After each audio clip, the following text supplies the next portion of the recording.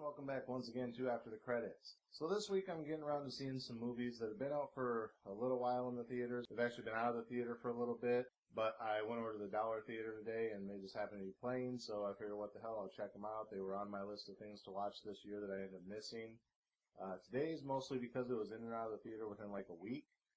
And by the time I went to see it, it was already gone. So now it's over at the Dollar Theater, which probably means it's out on DVD or coming out on DVD pretty soon. So I decided what the hell, I'll see it, because it's still technically in theaters. And that was Max Steel. So I'm going to start by saying I didn't really watch the Max Steel series. I think they actually did 2 series, am I remembering that right? They had 1 and then they redid it later on. Never really watched those, so I'm not really sure what the full story is. So I'm kind of going into this movie blindly. But my overall take on this movie, I feel it kind of falls into that trap of once something is established as a series and then they try and turn it into a movie, they try and cram way too much into the would-be origin story for the movie instead of just kind of developing a way where it can flow fluidly on its own. It's kind of like the same problem that The Last Airbender ran into, where they tried to cram the entire first season into 1 2-hour movie. And when you consider a season is like 26-ish episodes,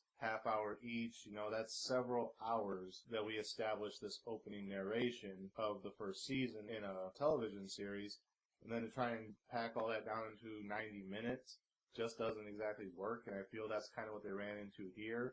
The other downfall to this movie that I saw is he just doesn't even really become Max Steel until the last 12 minutes of the movie. It sort of shows him learning how to harness his abilities and stuff, and he suits up a couple times, but it's only there for a second and then it's gone. He doesn't fully properly armor up and be Max Steel until the last 10 minutes of the movie when he's in the epic boss battle and all that. And I just feel that in a movie called Max Steel, there could have been a little bit more Max Steel, You got Spider-Man.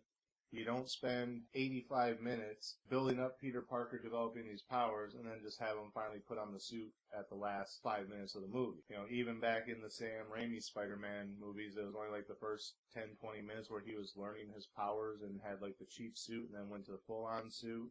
And then he was Spider-Man throughout the rest of the movie. Yes, we kept delving back into Peter Parker and his home life, but we also saw a lot of Spider-Man in that movie.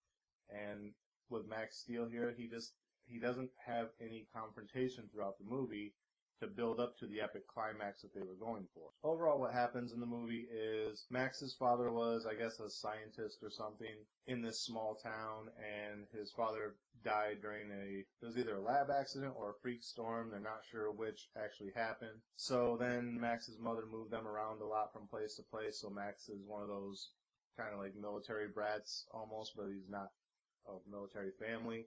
So it's kind of he jumps from place to place and can't really establish an identity or friends or anything because he'll be moving again soon. And at some point, his mother decides, okay, let's move back to our old house where we used to live, I guess because she still owns the house. And Max is kind of looking at it the same way, yeah, we'll be in and out of here within a year or whatever, so he's not really trying to go out of his way to make friends or anything. And that's when he starts to develop these powers. At first, he's just kind of noticing, he keeps shorting out electrical equipment, so he's what is going on here? It's a little weird. And then as it progresses, he's actually creating a form of liquid energy that flows out of his hands that they say is tachyon energy, I believe. So then, he's building up more and more of this towards, and at first he can kind of control it, he can, use it to, turn on a TV or short out someone's phone or something like that, which he kind of does by mistake, but he's kind of learning to control it. And then it starts to get to a point where it's too powerful and he can't control it anymore. And that's when the character of Steel shows up, who I guess had been hibernating for 16 years.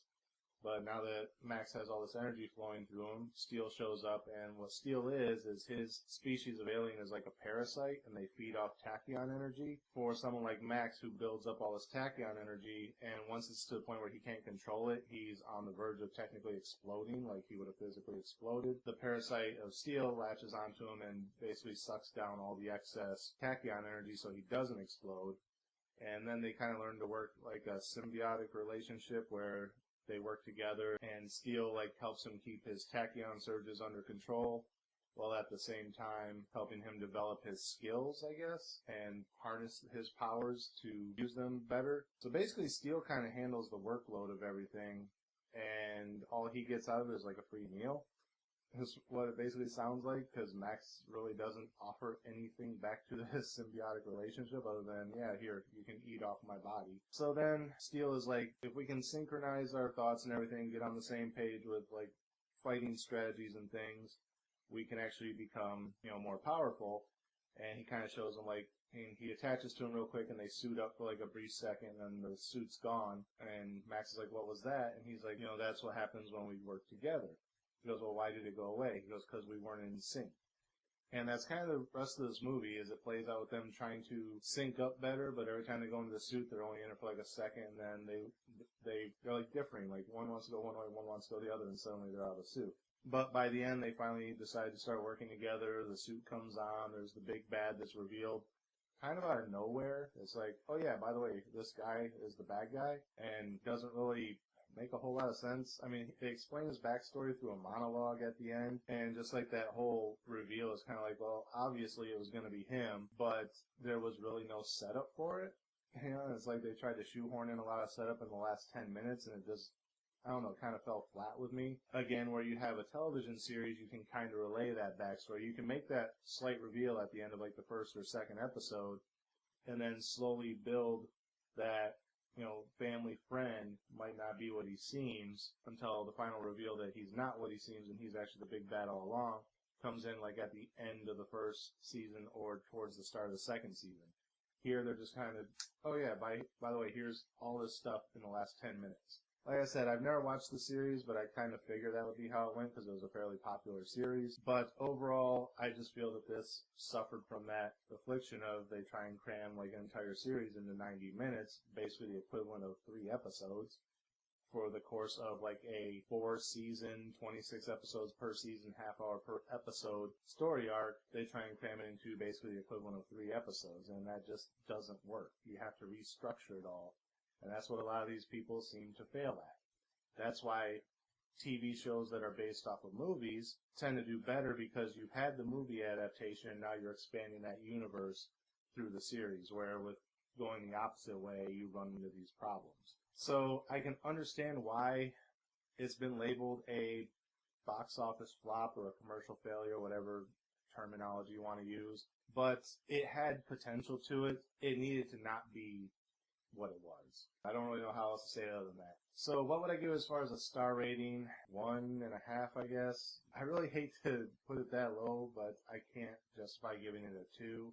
At the same time, like I said, there was a little bit of potential there. Had it had a more competent story and had the film play out a lot better, there was potential there. So I don't want to knock it all the way down to a 1 or a 0. So I'm going to go with a 1.5 on this one. So there you have it. That's my review of Max Steel. Sorry it's late, but like I said, it was in and out of the theater within a week in the main theater. So by the time I was like, okay, I'm going to go see Max Steel today, it was already gone. And now it's at the Dollar Theater, so what the hell, I'll play catch-up. Got a couple more catch-ups for this month. I got a few more movies I want to try to fit in by the end of December so I can have as many things available for my end of the year list as possible. I think I have most of that mapped out. I kind of went through everything that I saw already and kind of planned out what's going to be on what list. So unless something really dramatic happens in the next few movies that I want to see that heavily changes one of those things, I think that list is kind of almost set into place, but we do still have a couple big movies coming out. We still got Rogue One, Assassin's Creed, and a couple others that I want to try and squeeze in before the end of the year, finances permitting. If they're not, then I guess the list is kind of set the way it is. So that is it for this episode. Again, as always, thank you guys for watching. Remember, like, comment, subscribe, share the video. The links are in the description, and until next time, we'll see you after the credits.